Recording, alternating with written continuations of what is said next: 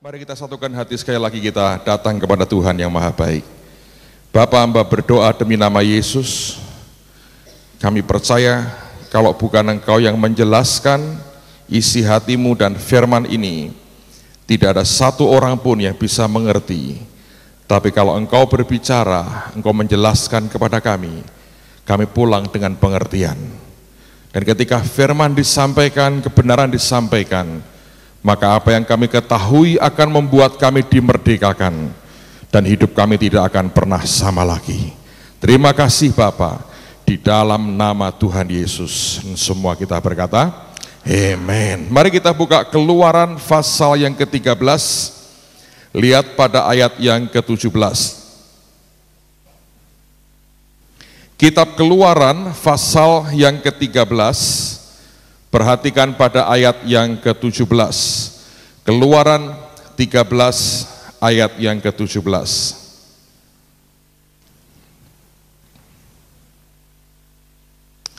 Saya baca buat saudara, Anda perhatikan pada Alkitab Anda masing-masing. Alkitab mengatakan, setelah Firaun membiarkan bangsa itu pergi, Allah tidak menuntun mereka melalui jalan ke negeri orang Filistin, walaupun jalan ini yang paling dekat.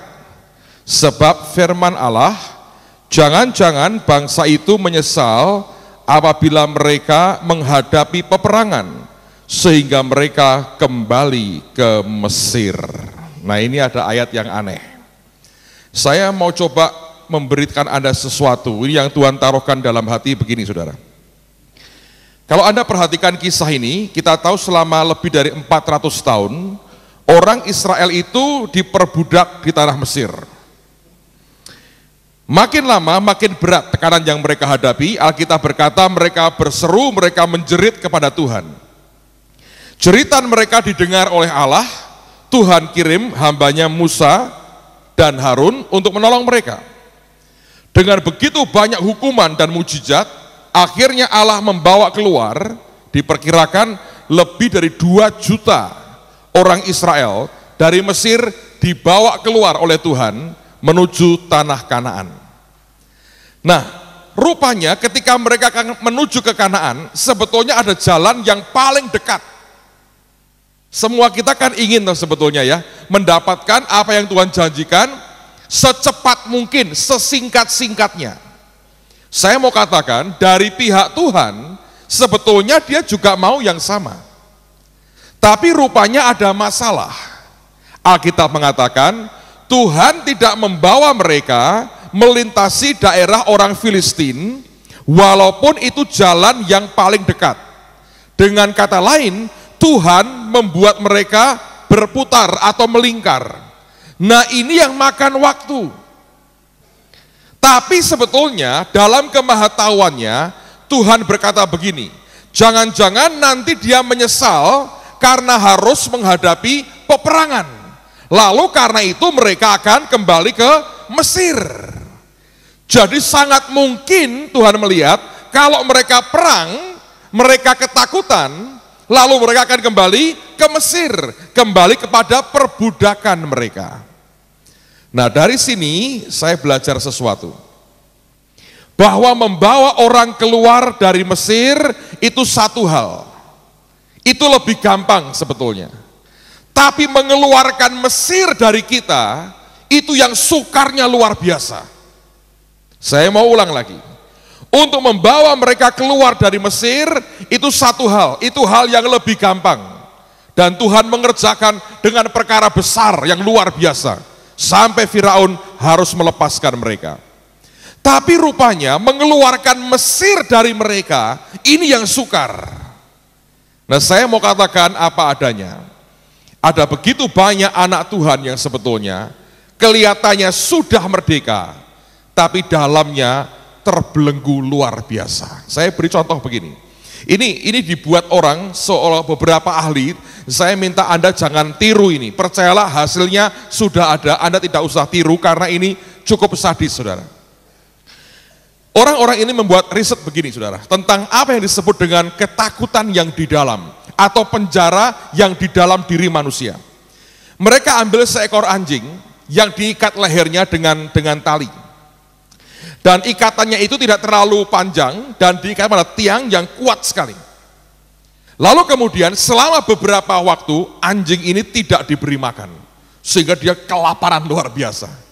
Nah, ketika lihat dia sudah lapar, lalu orang ini, para ahli ini mengambil sepiring makanan kesukaan anjing itu dan ditaruh kira-kira semeter dari jangkauan terpanjang yang dia bisa jangkau. Karena ada ikatannya kan, saudara ya. Jadi semeter di depan dia diberi makanan itu. Anda bisa bayangkan ini anjing mencoba begitu rupa, maju begitu rupa untuk dapatkan makanan itu. Tapi Anda tahu itu terlalu kuat ikatannya buat dia, dan makin dia memaksa diri, makin menjerat lehernya. Makin dia paksa, makin menjerat lehernya. Beberapa saat dia belum belajar, dia tunggu sampai habis tenaganya. Ketika dia sudah mulai bertenaga lagi, dia bangun lagi, dia coba lagi. Terlalu enak itu makanan, dia coba. Beberapa hari lamanya, dia coba dengan perut lapar. Dia mau makan yang di depan dia. Tapi makin lama dia berjuang, Anda tahu makin luka lehernya.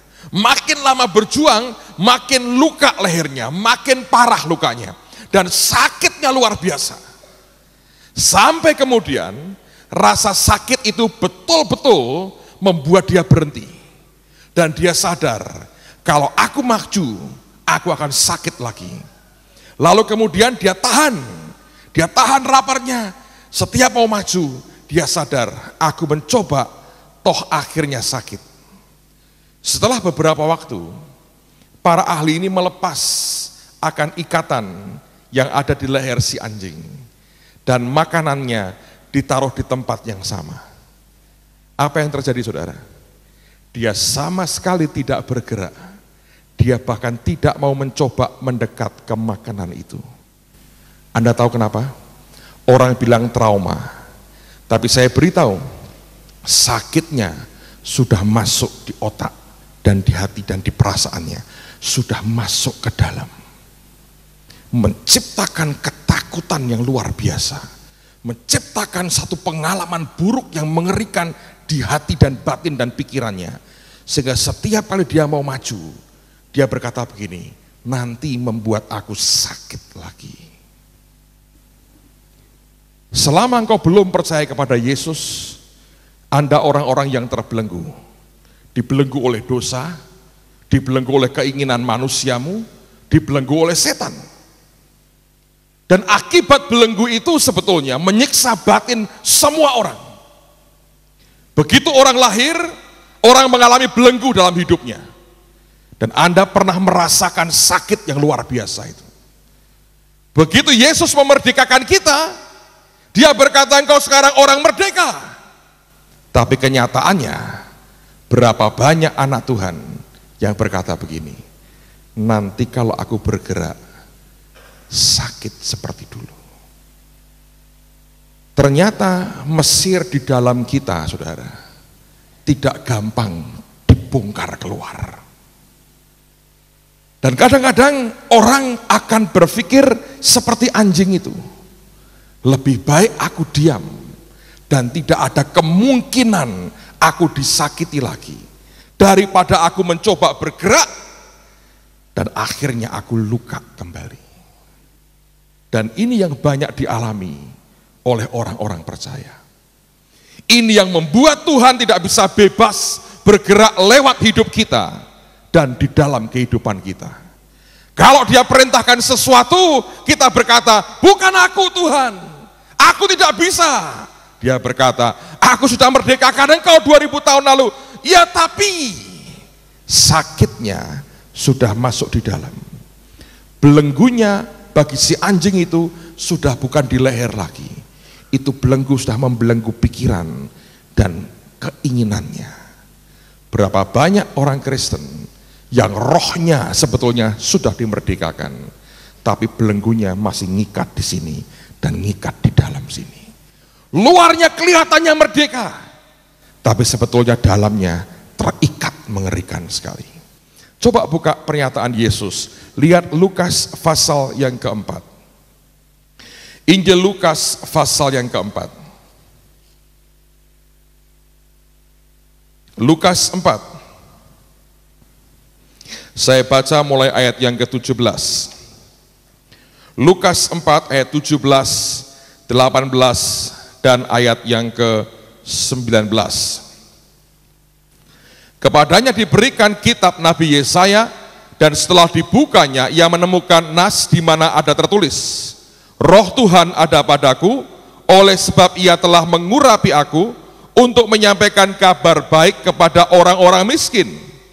Dan ia telah mengutus aku, perhatikan ini, untuk memberitakan pembebasan kepada orang-orang tawanan dan penglihatan bagi orang-orang buta, untuk membebaskan orang-orang yang tertindas, untuk memberitakan tahun rahmat Tuhan telah datang. Nah, perhatikan saudara, di antara hal yang Tuhan kerjakan, Alkitab berkata, untuk memberitakan pembebasan kepada orang-orang tawanan. Aneh karena ayat ini nggak berkata begini, untuk melepaskan mereka dari penjara mereka. Bukan. Hanya untuk memberitakan pembebasan kepada orang-orang tawanan. Ini sebetulnya orang-orang yang sudah tidak perlu lagi tinggal dalam selnya, tapi karena mindsetnya, cara berpikirnya, dan yang di hatinya terbelenggu begitu kuat, mereka memilih tinggal di dalam penjara daripada keluar. Karena itu Yesus berkata, hei, engkau sudah merdeka. Itu yang dimaksud dengan ayat ini, saudara. Ini begini loh gambarannya. Zaman Perang Dunia Kedua, Indonesia dikuasai Jepang. Anda tahu banyak orang ditahan oleh Jepang. Dan yang saya dengar, karena saya belum lahir tahun itu, Jepang sadisnya luar biasa. Banyak orang dipancung kepalanya, digampar, dihajar oleh Jepang. Sehingga orang-orang itu kalau sudah kepegang Jepang itu sudah takutnya luar biasa. Satu kali mereka ditahan oleh Jepang. Nah, karena pada waktu itu belum ada teknologi informasi yang cukup memadai, mereka tidak tahu bahwa kemudian bulan Agustus, Hiroshima Nagasaki dibom atom oleh sekutu. Dan sejak itu Jepang menyerah tanpa syarat. Lalu diam-diam semua tentara dicoba ditarik dan dipulangkan ke Jepang. Nah, Anda bayangkan di sebuah camp tahanan, para pejuang Indonesia tinggal di camp itu yang biasanya dikitari Jepang. Mendadak satu hari mereka bangun pagi dan mereka menjumpai tidak ada satu gelintir pun tentara Jepang yang menjaga mereka. Tapi ingat, bertahun-tahun dihajar, ditempelengin Jepang, dipukulin Jepang, dia lihat temannya mati ditembak Jepang begitu banyak, tidak membuat mereka berkata merdeka. Enggak. Mereka berkata apa? Ini tipuan Jepang. Jangan keluar dari camp ini. Begitu keluar pasti diranjau kita. Mau aman tetap tinggal di dalam. Berhari-hari mereka tinggal dalam penjara, berperilaku seperti orang di penjara. Tidak ada orang ngawasi. Jepang yang sudah kagak ada, mereka berperilaku persis seperti ketika Jepang masih menguasai mereka. Sampai kemudian ada orang luar berkata, hei, kita merdeka. Sejak kapan? 2 hari yang lalu. Kamu ngapain? Di penjara. Oleh siapa? Jepang. Mana? Nggak ada. Keluar, takut. Ini tipuan. Nggak ada. Jepang diangkut semua pakai kapal, pulang ke negaranya. Anda ngerti itu? Nah, itu orang Kristen. Banyak yang seperti itu. Mengaku dirinya dimerdekakan Yesus, tapi kenyataannya terbelenggunya luar biasa. Dan belenggu yang paling mengerikan menurut saya adalah yang namanya ketakutan dalam hidup kita. Takutnya luar biasa. Apalagi orang Indonesia, bekas dijajah berabad-abad, mindernya luar biasa. Dikuasai ketakutan itu sudah, pokoknya kalau daripada suruh ini Pak, lebih baik nggak usah dah. Kita di belakang layar saja. Dengan berbagai alasan, berbuat apapun yang Allah perintahkan, tidak mau dikerjakan. Oleh karena belenggu ketakutan yang menguasai dirinya. Coba lihat apa yang Paulus katakan. 2 Timotius pasal yang pertama. 2 Timotius pasal yang pertama.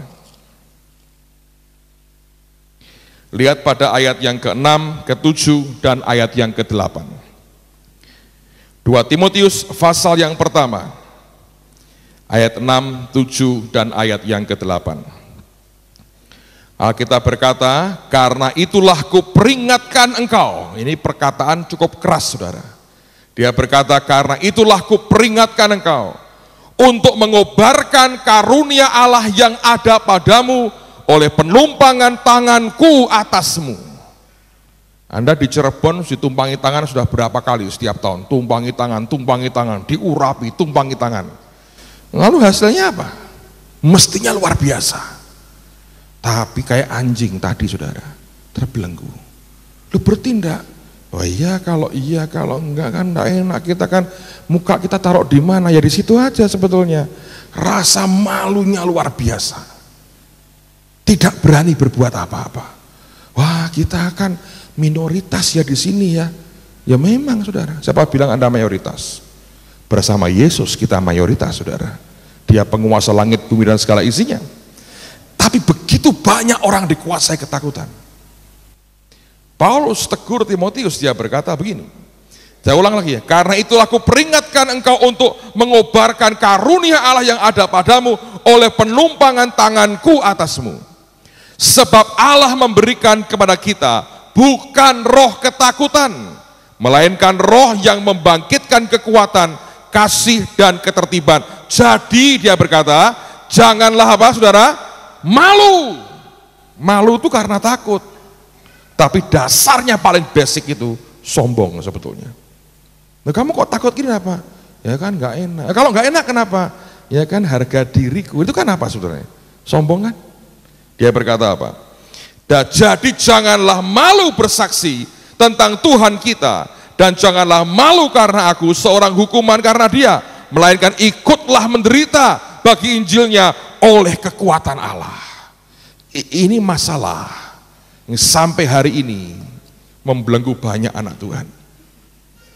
Saya berkata begini karena saya pernah mengalami terbelenggu seperti itu, saudara. Dan dari waktu ke waktu butuh anugerah Tuhan untuk melepaskan setiap belenggu yang menguasai kita. Saya pernah ceritakan beberapa waktu yang lalu, saya mau ulang buat saudara. Suatu hari sekian tahun lalu yang terjadi ya, Ibu Elizabeth Philip yang buta itu buat acara, dia doa, dia berkata begini dengan kami gembala-gembala sidang. Saya disuruh Tuhan mengadakan KKR kesembuhan ilahi di lapangan terbuka, di lapangan sepak bola. Nah terus, ya pokoknya saya minta gembala-gembala mendukung, kita akan buat bersama-sama. Jadi kami sepakat, kira-kira ada 10-11 gereja mendukung beliau. Ikut doa, bentuk panitia, segala macam. Kurang 1 minggu saya tanya, Bu Elis, yang khotbah siapa? Belum tahu Pak Petrus. Oh iya, pokoknya berdoa ya Pak. Ya, saya berkata gitu. Lama-lama saya mikir sendiri nih secara manusia begini. Ini kira-kira sebetulnya Bu Elis mau khotbah sendiri tapi sungkan. Jadi dia berkata belum tahu. Satu hari saya telepon yang Bu Elis, kalau Bu Elis suruh Tuhan, Ibu langsung khotbah. Kami mendukung dengan doa. Kelihatannya baik toh, saudara? Padahal mendukung dengan doa itu pilih amannya. Sebab begini, Anda kalau KKR, kalau khotbah begini nggak terlalu beresiko. Selesai kita berdoa, orang pulang, seneng nggak seneng urusanmu, pokoknya Tuhan saya suruh ngomong apa saya ceritakan.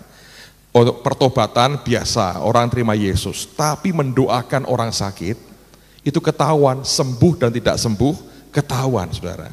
Kalau banyak yang sembuh kita senang, kalau nggak ada yang sembuh, nah tadi muka taruh di mana? Sudah teriak-teriak ngotot, ternyata nggak ada yang sembuh di lapangan terbuka. Jadi tidak ada orang berani mengajukan diri. Karena apa? Resiko, reputasi bisa jatuh. Walaupun sudah tidak punya reputasi, toh kita ini sebetulnya ya kan saudara ya. Kita ini kan dari lumpur dosa diambil oleh Yesus sebetulnya. Tapi kita ini sok bereputasi gitu kan ya. Lalu saya berkata, kami dukung dalam doa. Terus dia diam aja. Kurang sehari KKR, dia khotbah di gereja saya. Habis khotbah saya ngomong lagi, Bu Elis, pokoknya kalau Ibu disuruh Tuhan, lakukan aja Bu, dengan berani. Saya mendukung dari belakang. Ini kan kelihatannya bagus loh saudara, tapi tidak sincere sebetulnya. Diam-diam saya berkata, resiko kamu yang tanggung, kan kamu yang merasa dapat dari Tuhan, kami hanya mendukung loh saudara ya. Terus dia ngomong gini, ya Pak, tapi Bapak juga harus berdoa loh. Kalau Tuhan suruh ya harus siap. Loh ya, kalau Tuhan suruh dalam hati tidak mungkin. Karena apa? Tidak ada firman apa-apa. Pada harinya, saudara, hari Senin dimulai, saya masih ingat. Jam 4 sore saya mau keluar dari rumah. Lalu istri saya bilang gini, kamu nggak bawa Alkitab? Enggak, saya bilang. Kenapa? Yang khotbah Bu Elis lah pasti. Dan Bu Elis itu kan buta, tidak mungkin baca Alkitab begini. Dia hanya mengucapkan firman, jadi gak usah bawa Alkitab. Nanti kalau kita bantu doakan orang, tidak khawatir Alkitabnya hilang. Jadi pendeta pun berpolitik diam-diam, saudara. Ya toh? Bukan hanya saudara, semua orang. Ini bekas Mesirnya itu harus jabutin dalam kehidupan kita. Kita ngomong apa adanya lah, tidak usah munafik-munafikan. Tapi ini saya saksi pada saudara. Saya keluar dari pintu rumah, Tuhan ngomong ke saya. Bukan ngomong kamu khotbah enggak. Dia ngomong jelaskan satu bagian ayat, sepertinya ketika saya mau khotbah, dia ngomong ini gini. Saya kaget, aduh saya bilang. Wah, repot saya bilang. Istri saya berhenti langsung, lah ada apa? Waduh, saya berkata, ini Tuhan ngomong ini, menjelaskan seperti saya mau khotbah. Ini enggak ada pilihan, aku yang mesti khotbah ini. Nah terus gimana? Ya bosnya ngomong, masa kita berani? Saya bilang, masuk lagi ambil Alkitab saudara, terus naik mobil. Sampai di lapangan, hadirat Tuhan bagus sekali. Belum ada hamba Tuhan datang, saya datang pertama, naik ke panggung, duduk dengan manis. Saya bilang, tegang, berharap-harap ini untuk khotbah minggu, bukan untuk hari itu. Tapi saya ngerti sebetulnya, ini penjelasan soal iman kepada Yesus, supaya orang mengalami kesembuhan. Saya bilang, wah ini gak bisa lari ini. Sudah, terus datang hamba-hamba Tuhan satu persatu. Tanya, Pak Petrus yang khotbah siapa? Belum tahu, nunggu Ibu Elis saja, saya berkata. Oh iya, saya bilang, Bapak siap? Tidak Pak, saya tidak siap. Ya wes, sama pokoknya berdoa, saya berkata gitu. Kira-kira jam 6 kurang seperempat, Bu Elis datang digandeng sama temannya. Duduk persis sebelah saya. Ngomongnya gini, Pak Petrus, Bapak tahu, saya tahu. Kerjakan yang Tuhan perintahkan. Saya pura-pura, tahu apa? Jangan pura-pura Pak, Bapak sudah tahu, saya sudah tahu. Bagian saya hanya bersaksi, terus tak serahkan Bapak, terserah. Maka yang kutakutkan, yang mendatangi aku, yang kucemaskan, yang menimpa aku. Sebab saya berpikir begini, khotbah oke, tidak masalah, kerjaan setiap hari itu saudara secara manusia ya. Setelah khotbah selesai, terima Yesus, oke, saya masih punya iman itu. Setelah itu mendoakan orang sakit, dan saya beritahu saudara, 4:30 saya tiba di lapangan, itu orang-orang gotong, orang-orang sakit, di sebelah lapangan, sebelah dan itu rumah sakit, suster-susternya bawain pasiennya keluar. Dan yang paling depan itu orang-orang tergeletak di tempat tidurnya, parah-parah. Saya berkata, kalau dokter aja nggak bisa, saya bisa apa? Saya bilang, Tuhan ini kan bukan aku loh. Engkau ngomong ke Elizabeth, ya biar dia tuh. Kenapa aku mesti menanggung penderitaan ini? Saya beritahu loh, itu penderitaan daging kita menderita. Sebab itu beresiko. Anda bisa begini, setelah berdoa, siapa yang bisa membuat mereka jalan? Yang saya tahu gini, saudara, setelah amin, what next? Berikutnya apa? Nggak tahu saya. Dan betul, udah saya bilang, itu entarlah babak kedua lah, saya khotbah dulu. Saya tantang mereka terima Yesus, banyak orang angkat tangan. Terus saya bilang, siapa yang ingin disembuhkan? Semua melambaikan tangan. Wah, saya berkata, iya saya juga mau kalian sembuh, tapi saya nggak punya apa-apa. Yang punya kuasa cuman Yesus, saudara. Tapi kan nggak punya pilihan. Orang sudah berharap doa kesembuhan. Itu penuh lapangan. Langsung saya tutup mata, sudah nggak usah lihat lah. Orang benar hidup bukan dengan penglihatan lah, dengan iman, saudara. Saya doa dalam nama Yesus, Tuhan sembuhkan mereka, segala macam doa yang saya bisa doa, naik semua, saudara. Amin. Bingung setelah itu, saudara. Itu detik-detik itu berjalan, setiap detik kayak 1 jam lamanya, lama sekali. Terus saya bilang, coba dicek badanmu seperti apa, yang coba diperiksa badan saudara, Asyas doakan mereka lagi. Tegangnya luar biasa, saudara. Di panggung itu sudah saya kayak orang mau digantung tuh, saudara. Bingung ini mau kemana? Tapi Tuhan tetap Tuhan yang setia.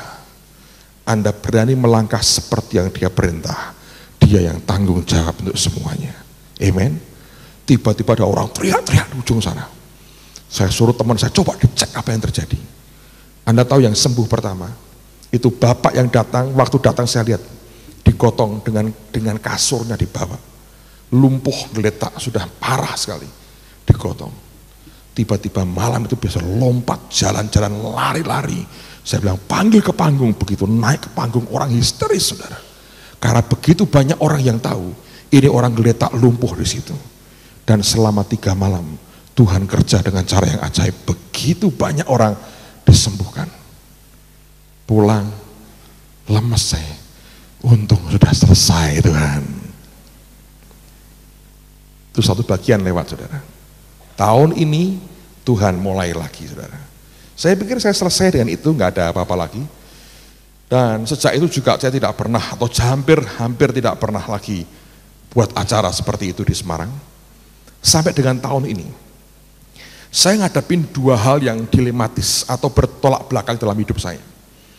Tuhan izinkan saya melihat 3 kali KKR, atau 2-3 kali KKR, kesembuhan ilahi, 2 kali KKR kesembuhan ilahi. Yang pertama dibuat Meren Hiki di kota Lahore. Saya ikut di situ karena saya ngajar seminar pagi harinya, malamnya dia KKR kesembuhan ilahi di lapangan hoki. Gede, 90.000 orang hadir tiap malam. Dan hamba Tuhan ini aneh caranya. Dia nggak khotbah soal keselamatan dulu, enggak. Dia langsung khotbah soal Yesus penyembuh.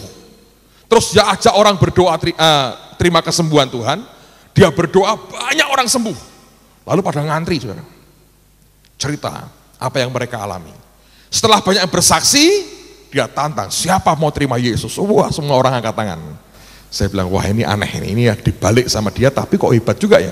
Saya bilang, Tuhan Yesus memang luar biasa. Terus saya ke Medan, ikut KKR-nya Peter Youngren, bulan Maret yang lalu, saya juga banyak orang disembuhkan. Saya bilang, wah Yesus luar biasa. Tapi saya sendiri, dalam bulan yang sama, mendoakan 3 orang. Tergeletak nggak berdaya, sudah parah sakitnya, geletak gini. Saya doakan yang pertama, dalam nama Yesus, mati. Bukan sembuh, malah mati. Saya ajak terima Yesus, doakan mati. Mati. Orang kedua, om saya sendiri. Saya doakan mati. Orang ketiga, omnya istri saya. Saya mendoakan, mati juga. 3. Ini kan pencabut nyawa saya ini.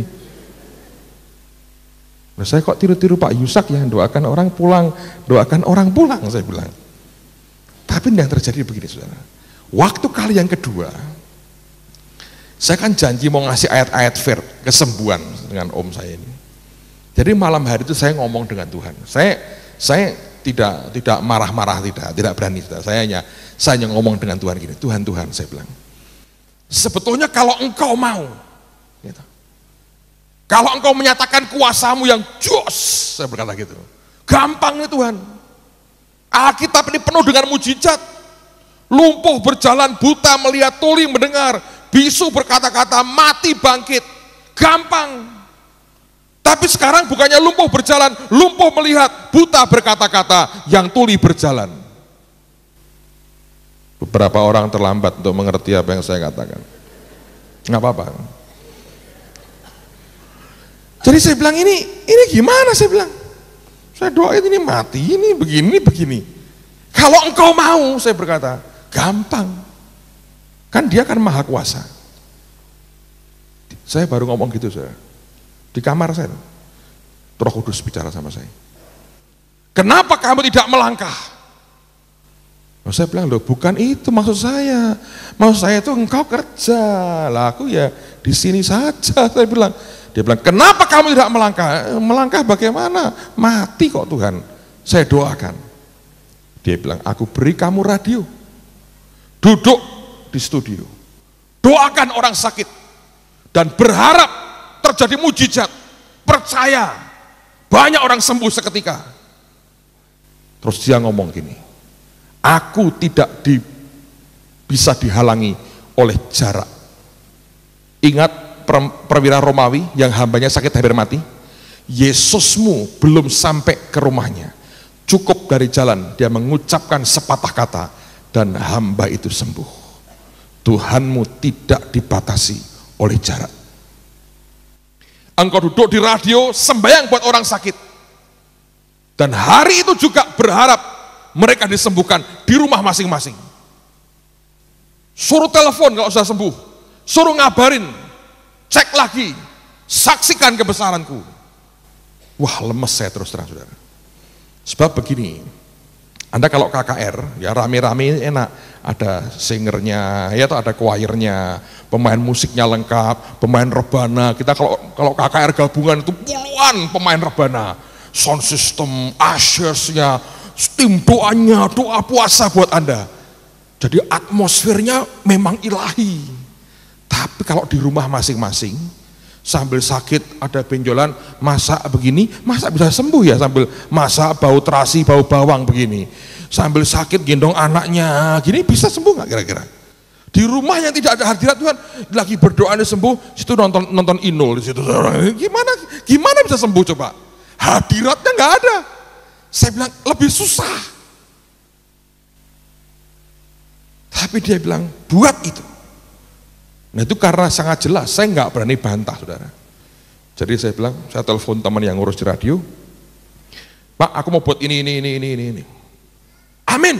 Loh, kok kamu amin? Saya bilang, iya Pak, bagus. Ya bagus buat kamu, tidak bagus buat saya. Ini repot. Nah itu loh, saudara. Kita ini terbelenggunya banyak sekali. Ketakutan, takut ini, takut itu. Nanti kalau begini gimana? Kalau terlalu banyak yang di pikiran sendiri. Hari berikutnya saya doa. Saya kurang sehari, saudara.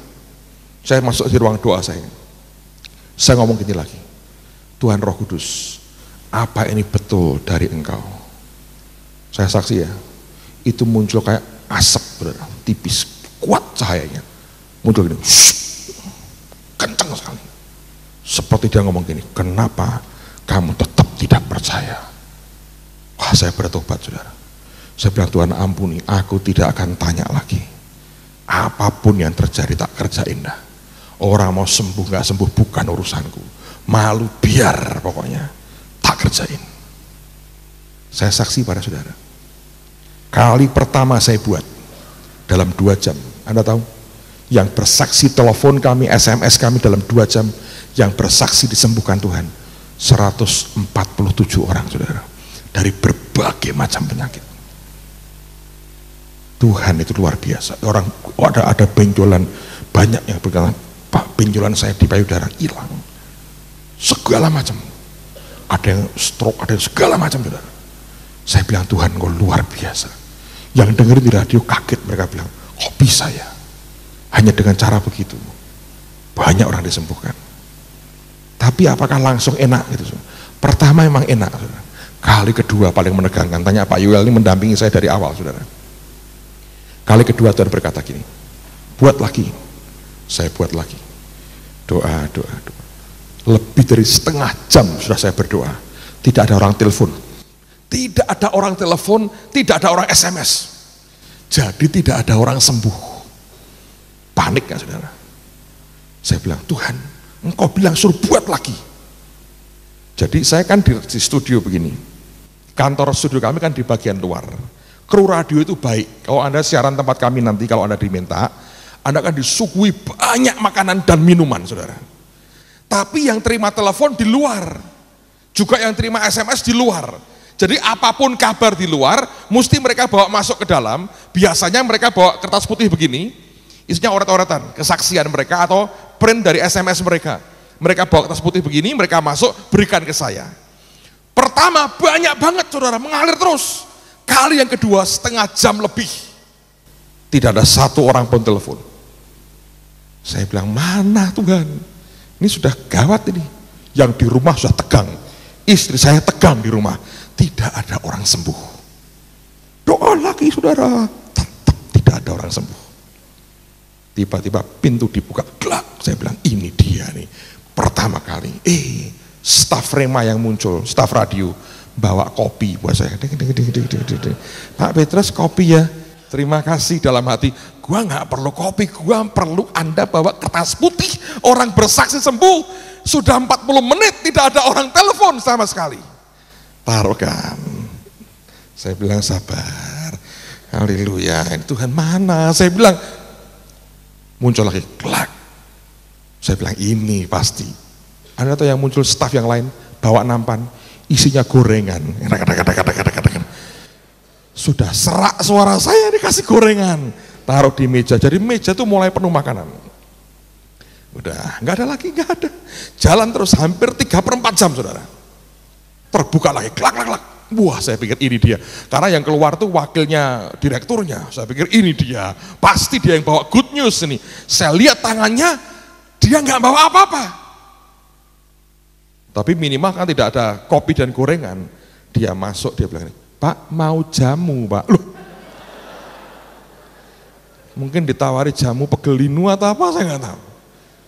Saya bilang, apa aja lah, gua sikat, saya berkata gini. Tapi dalam hati saya teriak, mana nih kertas putihnya? Saya beritahu saudara ya, kadang-kadang itu menakutkan, scary. Tapi kalau Tuhan yang suruh, bagian kita tinggal melakukan. Awalnya belum tentu begitu nyaman dan mulus. Yang pertama kok enak Pak? Sebab Tuhan mau mengajari saya, jangan kapok buat ini supaya saya mau lagi.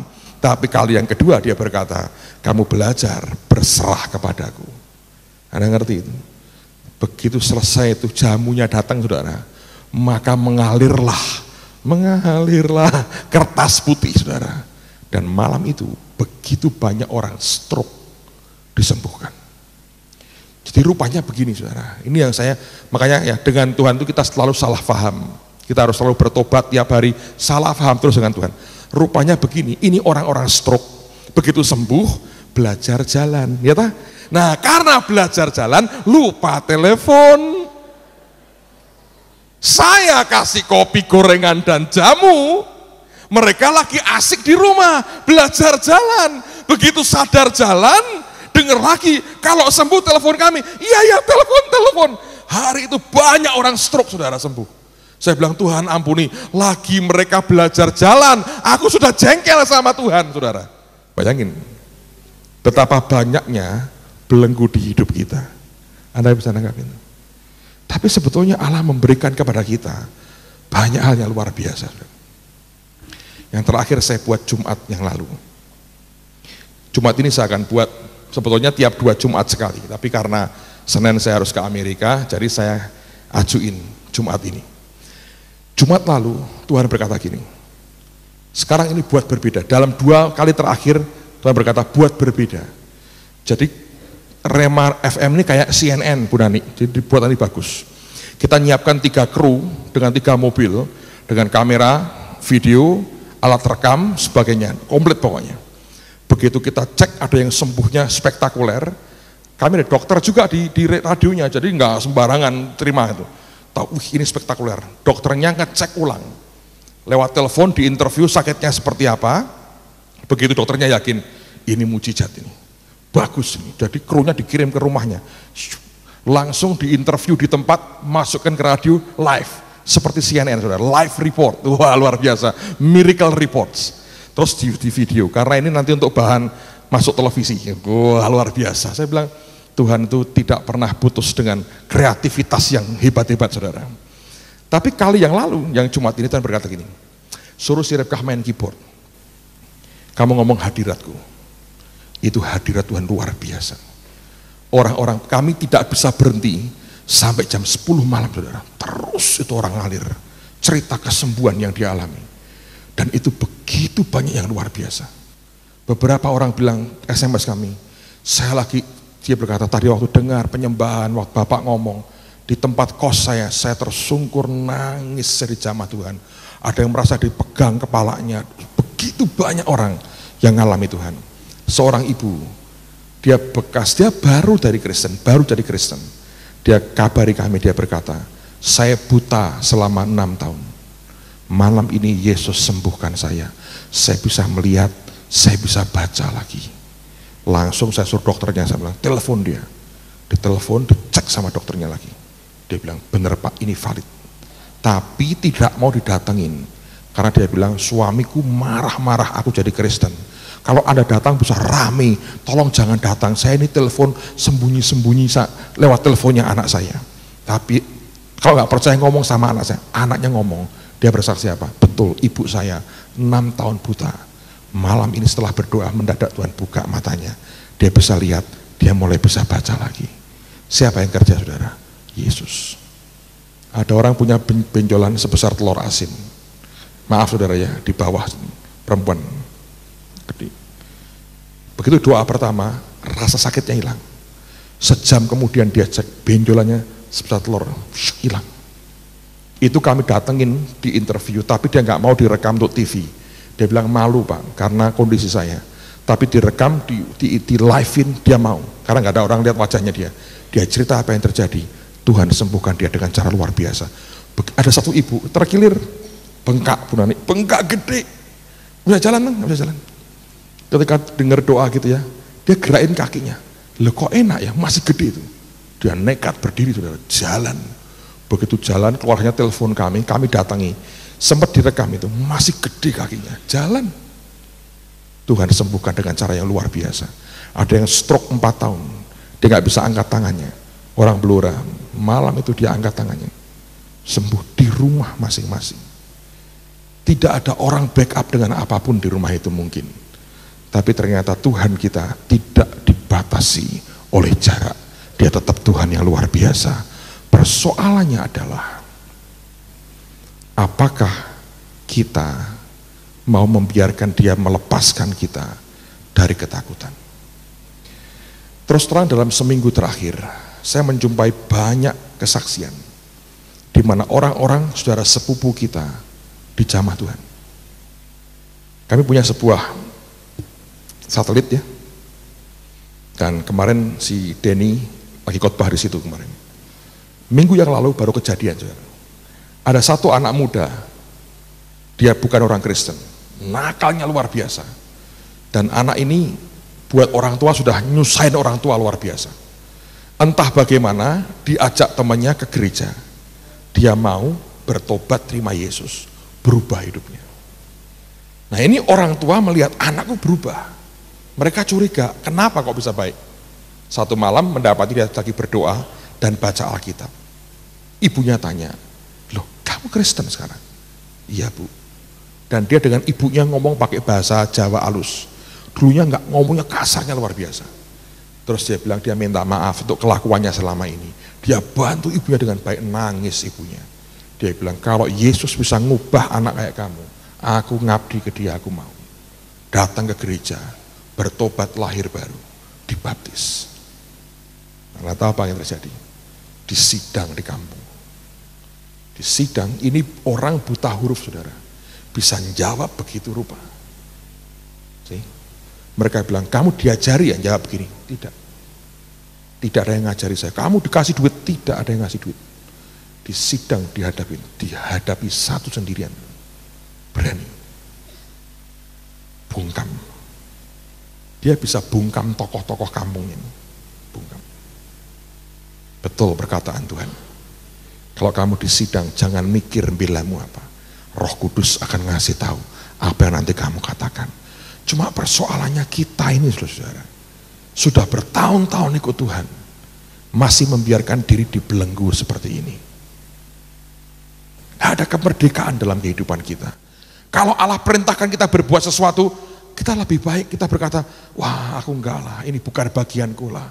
Anda lebih suka mengundurkan diri berkata, ya orang lain lah silakan, tapi bukan aku. Ini masalah saudara. Karena sebetulnya Tuhan mau kerja dengan luar biasa dalam kehidupan kita. Amen saudaraku. Ada banyak yang di dalam ini yang harus dikeluarkan memberkati yang lain. Cuma berapa banyak di antara kita yang tidak mau dipakai Tuhan. Beberapa tahun yang lalu sebetulnya saya ini sudah diminta oleh banyak orang di Jakarta. Pak, khotbah di TV ya? Saya nggak mau. Kenapa Pak? Saya itu ingin tetap merdeka, makan di warung, di pinggir jalan tanpa terganggu orang. Saya suka bebas, saya nggak mau dilihatin orang, nggak enak. Saya bilang hidupnya tidak pernah normal, saya bilang. Jadi saya nggak mau. Dan saya tidak merasa Tuhan suruh saya. Sampai awal tahun ini, saya dengar begitu banyak orang nubuatin saya. Kamu akan di televisi terus begitu. Saya bilang iyalah, antar aja.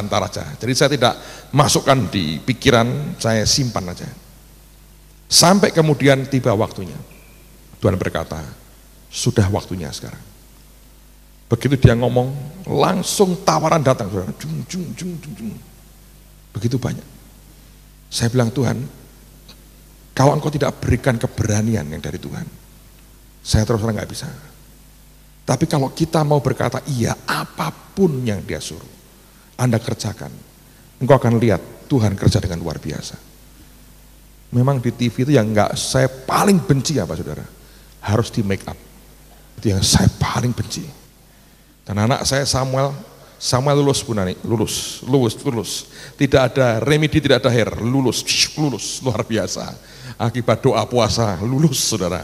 Kejutan, sekolahnya geger, dipikir tidak lulus, luar biasa. Anak saya lulus, kemarin keluarga ditraktir sama dia, makan bakmi dan nasi ayam. Dia yang bayar dengan uangnya sendiri, gagah sekali. Lulus sekarang. Waktu lihat papanya di make up, dia berkata, Papa lebih cantik dari mama katanya.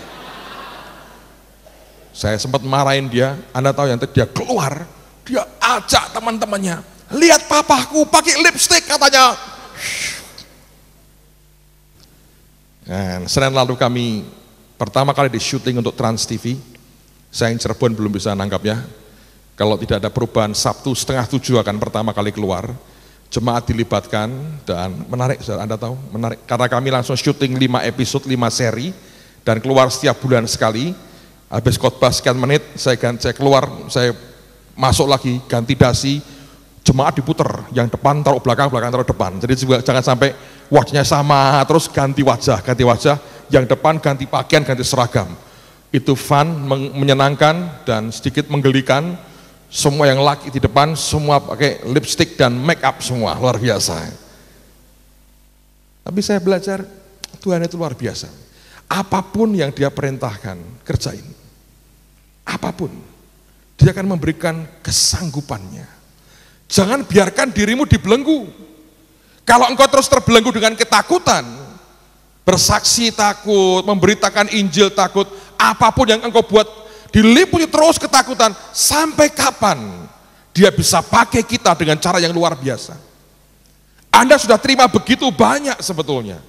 Ditumpangi tangan, diurapi, dikasih firman, semuanya. Kalau engkau simpan terus dalam dirimu, tidak pernah keluar, itu dosa loh saudara. Karena ada tugas sebetulnya, semua pengurapan apapun bentuknya, itu untuk melayani orang lain. Nah kalau kita biarkan terikat terus di dalam kita, banyak hal yang besar Allah mau buat, tidak pernah bisa saudara. Pasti akan terhambat pekerjaan Tuhan. Sebagai orang percaya, saya mendorong saudara, berani melangkah. Bertindak. Apalagi kalau cuman pertimbangannya nanti saya dipermalukan. Kalau cuma sekedar menyelamatkan muka kita yang tidak perlu diselamatkan sebetulnya. Tapi kalau kita mau berkata Tuhan beri aku kebebasan yang daripadamu, saudara akan melihat Tuhan akan pakai Anda dengan cara yang ajaib dan luar biasa. Saya lihat banyak saudara. Baru Senin kemarin, dua Senin yang lalu, satu ibu datang masih pakai gitu, bawa anaknya satu. Ini ibu sudah kawin 3 kali, anaknya banyak, kawin 3 kali, kawin cerai. Satu di antara anaknya Kristen, jadi Kristen. Ini ibu dibawa ke gereja, lihat ada orang tuli didoakan, bisa mendengar. Langsung dia bilang, ini Allah luar biasa. Senangnya datang ke gereja, minta didoain pelepasan, mau terima Tuhan Yesus. Nangis terima Tuhan. Kok bisa? Saya lihat begitu banyak saudara.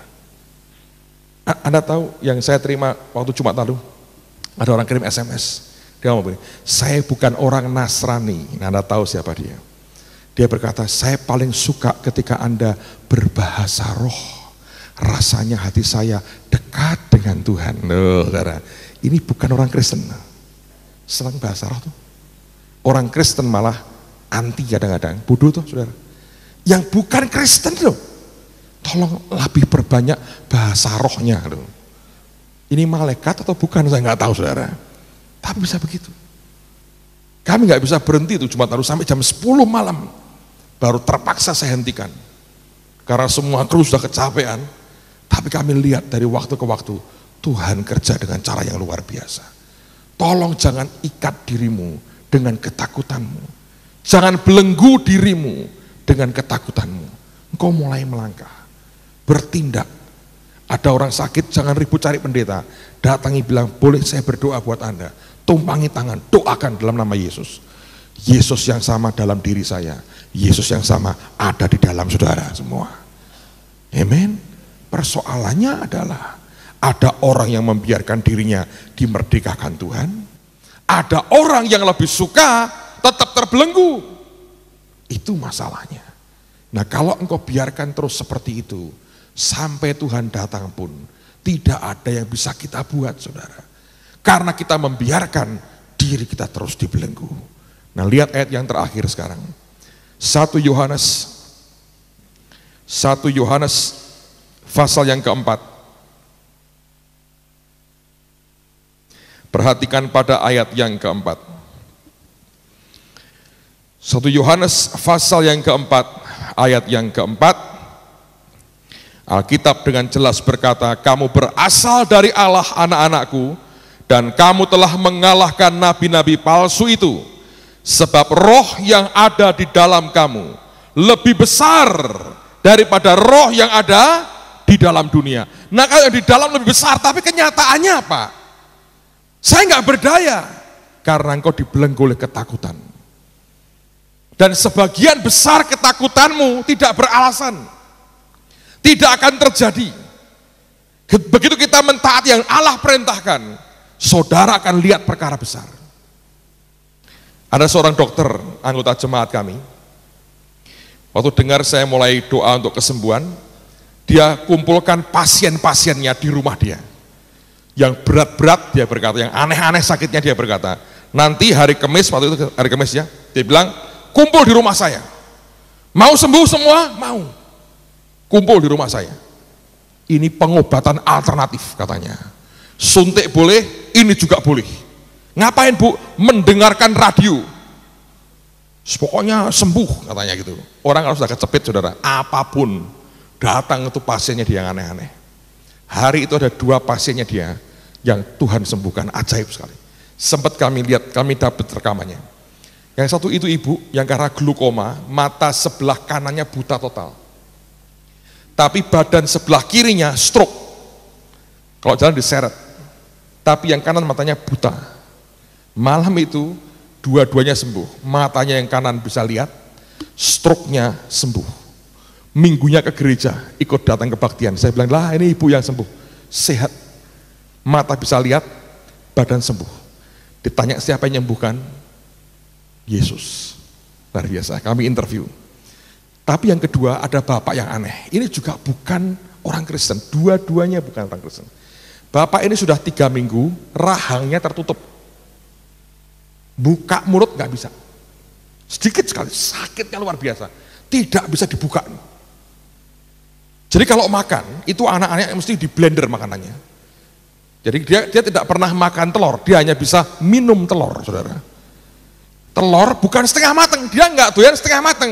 Dibuat direbus sampai matang, diapain tuh? Dihancurin, kasih apa itu? Air, diminum. Jadi minum jus telur. Anda tahu susah apa ya? Dan ini kalau orang sudah begitu ya, bawaannya marah terus, saudara. 3 minggu tidak bisa makan makanan keras, dokternya bingung ini sakitnya apa? Nggak tahu. Dan ini orang nggak punya, sehingga nggak mungkin dibawa ke Singapura, ke Jerman, nggak bisa, saudara. Untuk hidup aja setengah mati. Apa yang terjadi? Malam itu ketika lihat si ibu ini sembuh, dia bilang, Tuhan, Yesus luar biasa. Tiba-tiba, kebuka sendiri.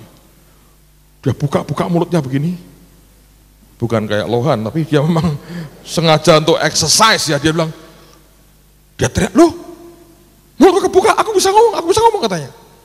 Langsung itu ada Nogosari di depan, dia sikat saudara. Coba makanan, kasih lontong opor, dia sikat. Dia bilang 3 minggu aku sengsara nggak bisa makan kayak begini. Jadi waktu direkam tuh lagi makan, wah dengan lahap sekali. Dan dia bersaksi Yesus. Dan dia berkata gini, saya bukan orang Kristen, tapi saya dalam keadaan menderita. Yesus nawari kesembuhan, saya terima, saya percaya kepada dia sejak hari itu. Anda lihat, ada orang-orang di profesimu masing-masing, di tempat di mana engkau ditempatkan Tuhan, Anda bisa berbuat sesuatu untuk kemuliaan namanya. Engkau bisa mengulurkan tangan, memberkati orang lain. Jangan biarkan dirimu terbelenggu dan tertindas, saudara. Sudah waktunya orang-orang percaya belajar berkata, aku mau Mesir di dalamku keluar. Sekalipun Tuhan bawa aku melewati orang Filistin, aku tidak akan kecewa dan tidak akan kembali ke Mesir.